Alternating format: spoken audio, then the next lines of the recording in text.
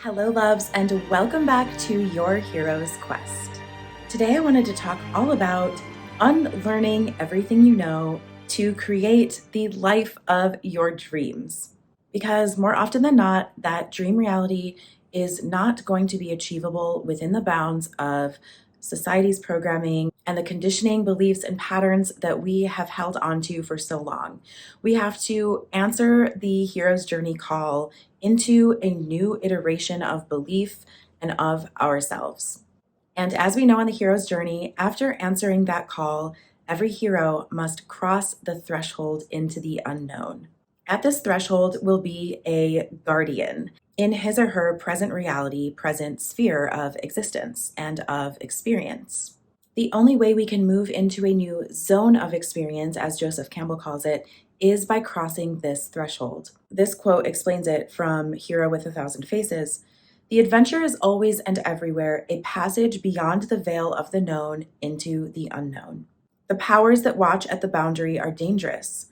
To deal with them is risky, yet for anyone with competence and courage, the danger fades. I would say that for mostly everyone, the unknown represents and is linked to fear. However, it doesn't have to be this way. In fact, this threshold, this line, this barrier that represents the ordinary world where the hero is coming from, the comfort zone, versus the unknown world, also represents the potential for all the magic that exists in the world that the hero can experience. Crossing the threshold into the unknown is where it all happens. And it's where the adventure truly begins. And this is where your dream reality, the dreams that are in your heart, are on that other side of that threshold. And it does require us to be courageous enough to cross it, to face our own limits that are the guardians trying to keep us in our ordinary sphere. The reason I say we have to unlearn everything we know is because we are conditioned to accept reality from our five senses and to respond to everything that we can perceive only with our senses. And once we get on that hamster wheel of doing that, it's hard to get beyond it and create something that we've never experienced because our belief is only in the things that we can see, touch, smell, taste, etc. The story of the Prince of Five Weapons outlines this notion perfectly. So there's this prince that has just graduated this military training and he's gifted 5 weapons from his teacher, and he heads out to the city where the king, his father, lives. On his way to the city, he comes across a forest, and people tell him, whatever you do, don't go in this forest because there is an ogre that lives in it who kills and eats every man that he encounters. This ogre is called Sticky Hair. But the prince is fearless, of course, and enters anyway. At the center of the forest, he meets this ogre. Using the weapons that he has against the ogre, his bow, his sword, his club, and his spear, as well as his own hands and feet, do not work. Every single thing sticks to the ogre's hair, and then he himself becomes stuck to this ogre. Even though he gets stuck, he remains unafraid, and the ogre asks him, "Why are you not afraid? Why are you not afraid of death and afraid of me?" The prince tells him that he has a deadly thunderbolt in his belly, and if the ogre is to eat him, it will destroy the ogre. The ogre won't be able to digest the thunderbolt. The thunderbolt represents the weapon of knowledge within, and this prince just so happens to be the future Buddha. Now the ogre becomes afraid and lets Buddha, Prince, go, and Buddha transforms him into a forest spirit. This story symbolizes being stuck or glued to our 5 senses in our perception of the world. Buddha is only successful when he uses the 6th sense, the one that resides in an invisible field, in the unseen realm, and that is of his knowledge and wisdom within, the divine knowledge that transcends name and form. And when he does this, he is released, he is freed from his ego and from his defining the world based on these 5 senses. This story reminded me of that scene in Harry Potter, if you've seen it, in the first movie and book, Sorcerer's Stone, when Harry, Ron, and Hermione have gotten past the 3-headed dog and fall into Devil's Snare. It's these vines that are like creeping around them, kind of strangling them, and they're freaking out. They start to panic. But the problem is the more you move in panic, the more it entangles you and will like strangle you and kill you. The way out of this is to actually stop moving, and then it releases you. So it's like when we can drop into our inner self, our peace, our surrender, we can be released from these fears and these limits and this entangling, ensnaring patterns and beliefs that we have programmed within us. And we are free to actually traverse these other realms where we can use our power of our imagination and our co creating ability to create the life that we actually desire. So, as the hero passes this threshold, he or she is swallowed into the unknown and goes inward to be reborn. The hero is now in a world that they've never before experienced, but it doesn't mean that it's bad. I think we really need to, as a collective, shift our understanding of the unknown from bad to exciting. There's that saying, fortune favors the bold, right? Like everything that you've ever wanted lies on the other side of this threshold, on the other side of this fear, on you taking that leap of faith, trusting in yourself, trusting in the universe, trusting in your dream. Just because you cannot see it yet does not mean you cannot have it and cannot call it into existence. This is also like Neo in the Matrix. He's always had this, like, as Morpheus says, this splinter in his mind where something's just off about the world. And the Matrix, of course, is the deep manifestation of this 3D realm that we live in. It's almost like the 3D minus the magical intertwinings of energy that we have at our disposal, like the Buddha had. It's being stuck in this reality that the system wants us to be in because it keeps us small and it keeps us subservient to these limits. Morpheus gives Neo the option, like, do you want the red pill or the blue pill?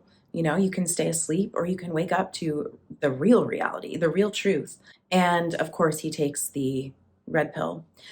Now, this is your option as well when you are at that barrier, that threshold. This is like Frodo and Sam leaving the Shire for the first time. Had they stayed in the Shire, they literally wouldn't have been able to save the entire world by destroying the One Ring. You are not going to be able to fulfill your mission if you stay in your ordinary world, both perhaps physically, but mostly mentally and emotionally. So how do you free yourself? Well, it's really just this new perspective that you can have. And I teach the law of assumption, using the law of assumption to manifest your dream reality. The law of assumption asks us to look beyond our 3D circumstances because, like I mentioned, if we continue to react to the 3D world around us and only use our five senses, we will never be able to create anything new. So unlearning everything we knew is unlearning how we were taught to create things, but really our imagination creates our reality. And of course, that's evidenced by literally everything in your present reality came from someone's imagination first. When you can reclaim your power as conscious co-creator, every single thing is unlocked for you. The dreams that you have, the prosperity you desire, the world traveling, the partner of your dreams, like whatever it is, you have the power to call it into existence. It's beyond the threshold of your fear, and it lies in the unknown. So it's really, doing that inward look, taking an audit of our beliefs, of our thoughts, of our patterns. What is it you are thinking all day long? They say that humans have like 80 to 90,000 thoughts a day, and almost all of them are the same day to day to day, which is pretty crazy to think about, no pun intended. But if we're not choosing new thoughts, we can't have a new experience. If we're not trying something new, we can't have a new experience. Do you want to live the same day over and over for the rest of your life, right? Getting comfortable in the practice of practicing the unknown gives us the confidence to take bigger leaps, to start that business, start that podcast, say I love you to someone, like literally whatever it is. And after we cross the first threshold, we will continuously be met with more thresholds and more thresholds and more thresholds to cross of new levels, of new limits that we find within ourselves. And it calls us to more deeply and deeply and deeply surrender and to keep questioning what we have been programmed with. If you need some assistance with this, check out my 35-page Manifest Your Dream Life workbook linked below. It's going to take you on this journey using the law of assumption to reprogram your subconscious and start to create and script your dream life and believe that it is possible for you and start living it right here, right now. So go ahead and download that if that resonates.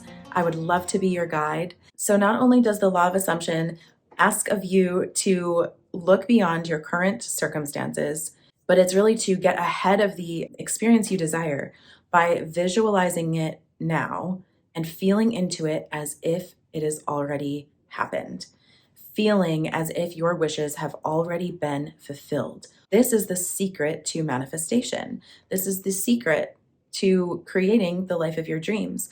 Do you see how this works? We have to reverse engineer the manifestation by seeing beyond what we see and feeling into our divine power to create anything we want.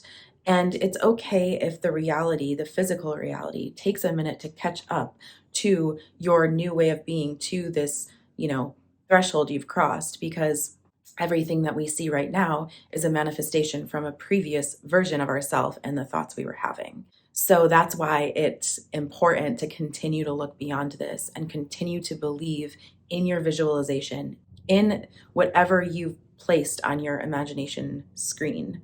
So really one of the biggest things to unlearn is the notion of being realistic, because realistic implies being stuck in this five senses, third dimensional matrix. Being realistic implies limits. It implies reacting based on your circumstances. Being a dreamer and living in your imagination, we've been taught, is crazy and isn't going to get you anywhere, but actually it's the reverse. So if there's one thing I can leave you with today, is to try to unlearn the deep attachment we have to our physical senses and realize that the real reality is actually in the invisible, in the unseen, in this divine sixth sense. And when you look around, there's evidence of that. The physical takes up so much tiny space. The atom is made up of mostly empty space. And when we look around, it is mostly empty space around us. What is in that empty space? It's energy, it's emotion, it's thought. It's where everything is actually happening. We just can't see it. So many of us don't think it's real, but it's actually more real. So I also implore you to have the faith and courage as the hero or heroine of your life to cross that threshold. There are going to be those guardians that come up, the alarm system in your body, in your mind. Oh my gosh, we can't do this. Like, this is terrifying. And all of the reasons why you shouldn't start the thing, all of the fears, all of the doubts are going to try to keep you in that ordinary world. And often that ordinary world is not serving you anymore. It could be a city you no longer want to live in, a toxic relationship, a toxic job, a job where you're not being paid what you are worth, a limiting belief and pattern about your self-worth and deserving, about who you are, unhealthy ways of being, living, and thinking, right? So again, when we can ask new questions, start to see with a new pair of eyes, with childlike wonder, and start to learn again and perceive differently, is when the entire world opens up to us. And crossing the threshold into the unknown is the best thing you will ever do for yourself. And once you do it once, it becomes easier and easier and easier. And then you can keep crossing those thresholds, keep going deeper and deeper into yourself to know thyself. Know thyself is what we are here to do, and it unlocks all the magic that's here. So I hope that gave you some inspiration on your hero's journey. I thought we would just sort of reconnect with that, since that's what, this whole thing is about, the hero's journey that we're all on in life. And that using things like the law of assumption, we can take that journey and we can co-create that journey. And just know that you're so worthy and deserving of everything that's in your heart, and to just start, and everything unfolds along the way. So let's conclude the episode with a Hero's Journey Dream Oracle card to assist us with this message from that realm we can't see, that divine principle working through the cards. Plant seeds of intention. Go, grow, glow. Take a moment to explore what it is you truly want deep within the core of your being. There's a yearning in your soul to move towards your destiny. So, what is it? What seed is gestating, urging, and burgeoning inside you? Dig past the top layers of ego, societal conditioning, and shoulds. Oh my gosh, this is crazy. This is exactly what the episode is about. And you will find your soul blueprint awaiting your attention so it can guide you towards your most magnificent expression. Mantra: all of nature is rooting for me to grow into my highest soul's blueprint. All of nature is rooting for you to do this. The universe wants you to win. The universe wants you to have your dreams realized and your highest expression brought forward. Because as we all take the hero's journey and do this, we bring more light, love, and wisdom and truth into the collective and into the world, and we uplift all of humanity. That's how important this journey, each individual's journey, is. So instead of making a list of why you should not do the thing, make a list of why you should, and it's going to be so much longer, I promise you. Thank you so much for tuning in. Don't forget to like, subscribe, comment. I appreciate you all so much, and I will see you in the next episode. Much love.